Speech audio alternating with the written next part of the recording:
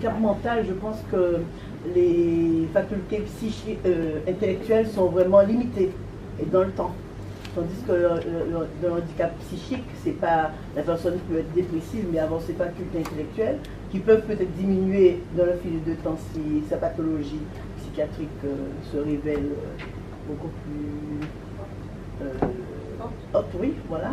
Mais dans un premier temps, le handicap mental, c'est dès la naissance, je pense, et après, c'est vraiment dans la naissance. Tandis que le handicap psychique, c'est quelqu'un qui a été déprimé par X, par exemple, qui est déprimé par X raison, par X raison. Effectivement, dans le handicap mental, il y a la notion de précocité. Voilà. Donc c'est un handicap qui peut apparaître soit au moment de la conception, soit au moment de l'accouchement ou dans les quelques années à venir suite à un accident, par exemple. Alors que la pathologie mentale, l'handicap psychique, c'est vraiment quelque chose qui apparaît beaucoup plus tardivement. Donc en général, on peut avoir certains adolescents qui vont commencer à développer, par exemple, une psychose. Mais la différence fondamentale est là. D'un côté, nous sommes vraiment dans une déficience intellectuelle et de l'autre, vers le côté pathologique. Donc, qui dit pathologie, dit aussi nécessité de soins. Ce qui n'est pas le cas dans les déficiences intellectuelles, puisque s'il n'y a pas de troubles associés, s'il n'y a pas de maladie associée à cette déficience, en général, il n'y a pas de traitement. Alors que quelqu'un qui présente un handicap psychique, systématiquement, s'il n'a pas de traitement, la maladie évolue. Et les symptômes sont de plus en plus sévères. Est-ce que dans vos activités respectives, vous avez des collaborateurs qui présentent, pour certains, des pathologies psychiatriques et pour d'autres, une déficience intellectuelle, et dans le comportement, dans la mise en situation professionnelle, est-ce que vous arrivez à décrypter des choses? Qu'est-ce que vous distinguez? Qu'est-ce que vous y voyez? Qu'est-ce qui se ressemble? Qu'est-ce qui est différent? Parfois, quelqu'un qui peut avoir, je pense, des signes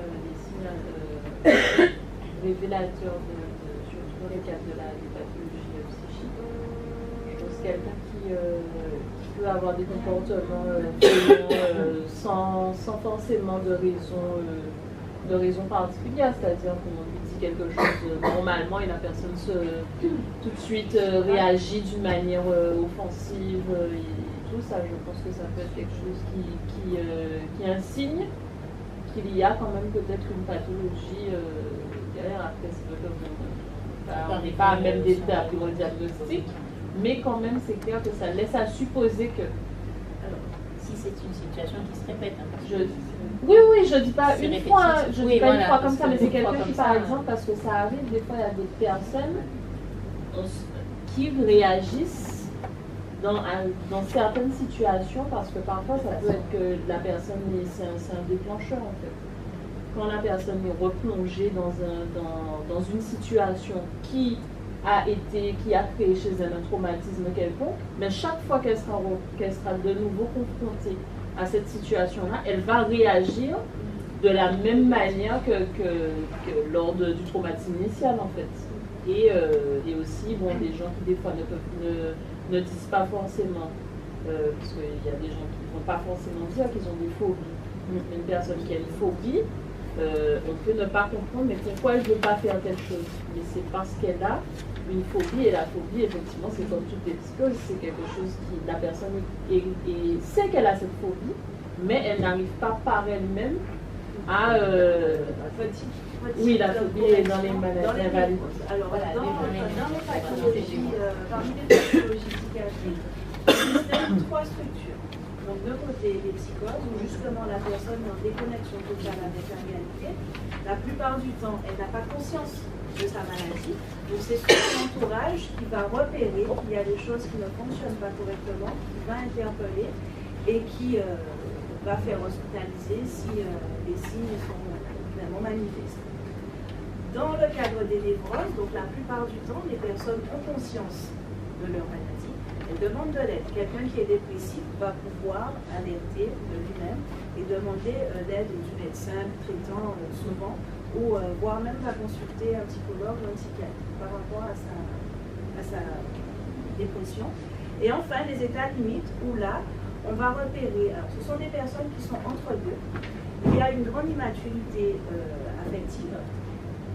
Elles peuvent fonctionner de manière tout à fait adaptée, mais en même temps, face à des situations qui vont susciter, qui vont les mobiliser personnellement, elles vont mettre en place des comportements qui ne sont pas forcément appropriés.